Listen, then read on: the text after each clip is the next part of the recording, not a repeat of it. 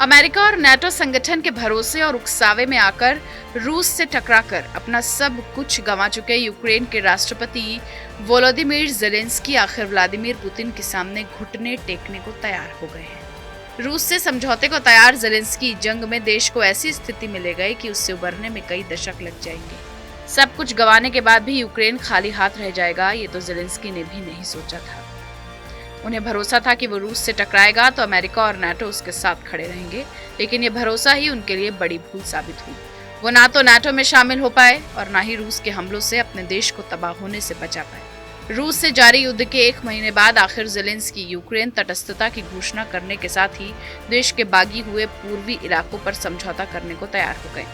उन्होंने ये घोषणा दोनों देशों के बीच मंगलवार को युद्ध रोकने के लिए होने वाली अगले दौर की वार्ता से पहले की। हालांकि ज़ेलेंस्की ने दोहराया कि केवल रूसी नेता से आमने सामने की वार्ता से ही युद्ध समाप्त हो सकता है। इस बीच रूसी वार्ताकार इस्तांबुल पहुंच गए हैं। यूक्रेन से अगली दौर की वार्ता करने के लिए रूसी प्रतिनिधि सोमवार को इस्तांबुल पहुंचे।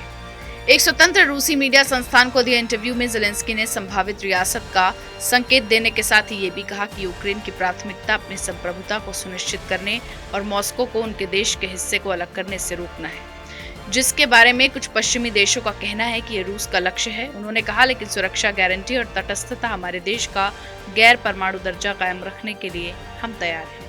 दूसरी ओर रूस लंबे समय से मांग कर रहा है कि यूक्रेन पश्चिम के नाटो गठबंधन में शामिल होने की उम्मीद छोड़ दे, क्योंकि मॉस्को इसे अपने लिए खतरा मानता है। ज़ेलेंस्की ने यह भी कहा कि किसी भी समझौते में उसे सुरक्षा की गारंटी चाहिए। दूसरी ओर यूक्रेन ने सैनिकों और उनके साजो सामान की आवाजाही की खबर देने पर रोक लगा दी है। इसका उल्लंघन करने पर संवाददाता को 8 साल कैद की सजा हो सकती है। इस मामले में यूक्रेन का कानून यूक्रेनी और विदेशी पत्रकार में फर्क नहीं करता। इधर रूस के विदेश मंत्री सर्गेई लावरोव ने सोमवार को कहा कि दोनों देशों के राष्ट्रपति मिल सकते हैं, लेकिन तभी जब संभावित समझौते के अहम बिंदुओं पर बातचीत हो जाए। उन्होंने कहा कि बैठक आवश्यक है, लेकिन पहले हमें एक बार सभी अहम मुद्दों के समाधान के बारे में साफ होना होगा। लावरोव ने सर्बियन मीडिया को दिए इंटरव्यू में आरोप लगाया कि यूक्रेन केवल फॉलोअप मीटिंग करना चाहता है, जबकि रूस को ठोस नतीजे की जरूरत है।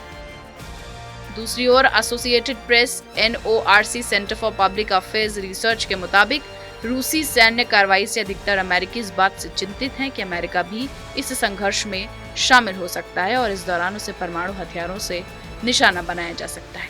हमारी इस खबर पर आपकी क्या राय कमेंट सेक्शन में लिखकर जरूर बताएं। देश दुनिया से जुड़ी तमाम खबरों के लिए सब्सक्राइब करें हमारा डिजिटल चैनल TV9 भारतवर्ष।